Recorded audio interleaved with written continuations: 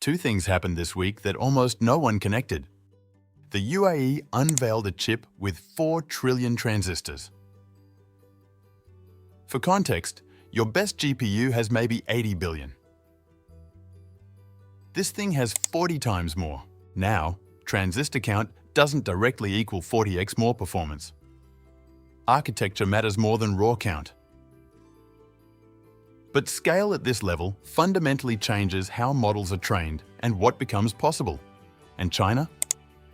China now has over 140 companies actively deploying humanoid robots into real factories. Right now. Not in a lab. On the floor. Most people saw these as two separate tech stories. They're not. One country is building the most powerful AI brain on the planet. The other is building the body to put it in. And together, they are redrawing the map of global power. Stay with me. This is going to change how you see everything that comes next. Let's start with the UAE chip. Because most coverage completely missed what it actually means. At the World Government Summit in 2026, the UAE, in partnership with G42 and Cerebras systems, unveiled what they're calling the world's largest AI accelerator, 4 trillion transistors. Now I know that sounds like a spec sheet number. Let me tell you why it actually matters. Right now, if you want to build a frontier AI model, something that competes with GPT-4, Claude, or Gemini, you need insane amounts of compute. We're talking billions of dollars of NVIDIA GPUs running for months. Here's the dirty secret nobody talks about. Those GPUs? They were never designed for AI. They were designed for video games. The AI industry basically hijacked them and made them work. And that constraint, training the most powerful intelligence in the world on hardware designed for Call of Duty, is one of the biggest bottlenecks in AI right now. The UAE's chip changes that equation. It's built from the ground up for one job: train and run massive AI models, faster, cheaper, more efficiently. What does that unlock practically? Training models that understand text, image, video, and audio simultaneously at a scale we've never been able to do before. Running inference for national-level systems, millions of requests, government AI services, research infrastructure, and doing it without burning your energy budget to the ground. But here's what I really want you to understand. This isn't about the chip itself. It's about why a country like the UAE is building it. Until recently, most countries that wanted advanced AI had to choose between American or Chinese infrastructure. Those were essentially the only two options on the table. That's it. Those are your choices. The UAE is building a third option: sovereign AI infrastructure. If you control the chip, you control who gets access to frontier AI in your region. You control the speed, the cost, the dependency. You become the supplier, not the customer. This is the same logic as controlling your power grid or your telecom network. AI compute is becoming national infrastructure, and most countries haven't figured that out yet. Now let's talk about China.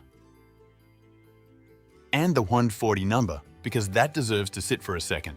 In the US, you've got a handful of well-funded humanoid robotics companies. Figure, Boston Dynamics, Tesla's Optimus.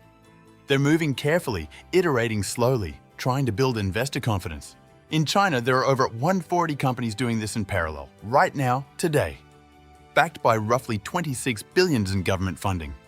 And they're not in research labs anymore. They're deployed in warehouses, in assembly lines, in logistics hubs, in elder care facilities. Real environments, real work, real failure modes being discovered and fixed in real time. Most people ask, why does the humanoid form matter? Why not just build specialized robots for each task? Here's the answer. And it's simpler than you think. Because the entire world was already built for humans. A humanoid robot can walk through a door designed for a person.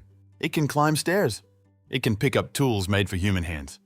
It can work in a factory that was never designed with robots in mind. That compatibility is everything. You don't have to rebuild the environment to fit the machine. The machine adapts to the environment. And that's why China's advantage here is so significant.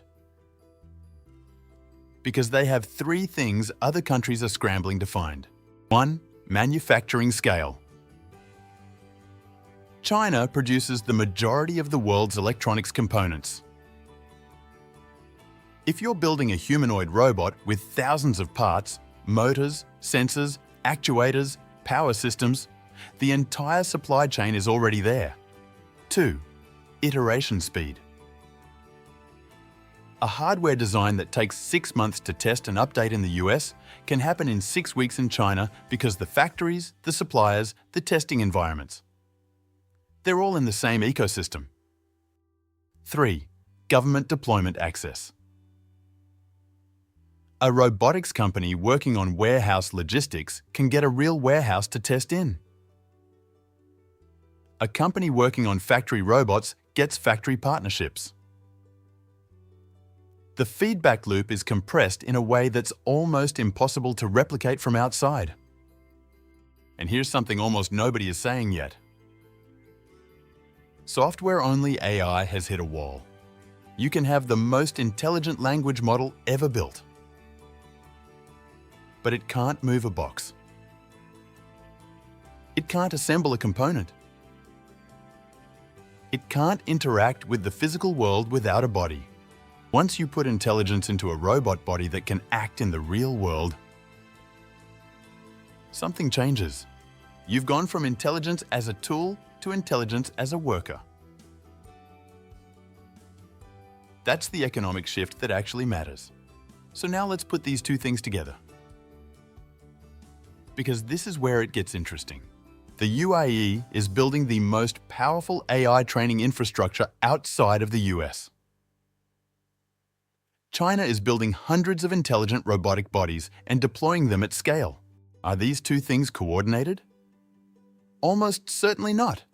These are sovereign strategies driven by completely different national interests. But whether coordinated or not, they point in the same direction. And that convergence is what matters.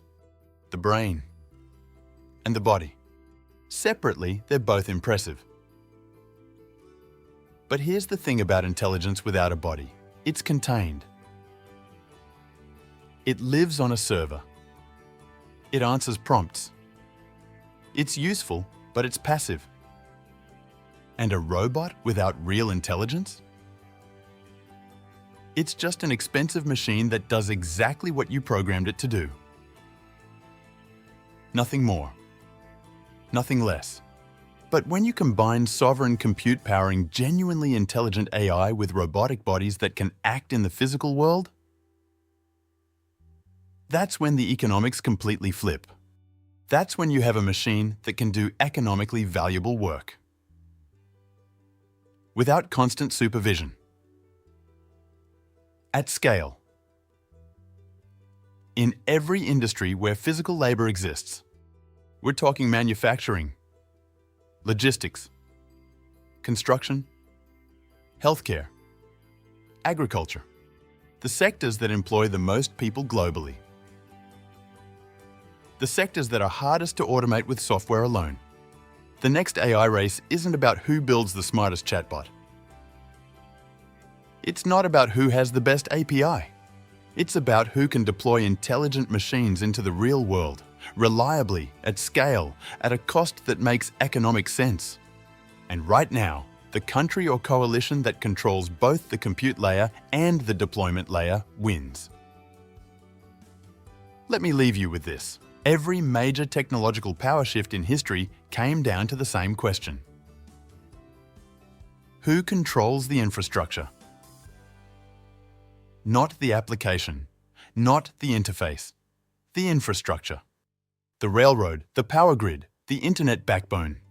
Right now, two countries are quietly building the infrastructure layer for the AI physical world. And most people are still debating which chatbot writes better emails. The real question isn't which AI is smartest. It's who controls the machines that will do the actual work of the 21st century. And the answer is becoming clearer by the day. If this kind of analysis is what you're here for, no hype, just the actual shifts, subscribe. Drop your take below. I read every comment. Catch you in the next one.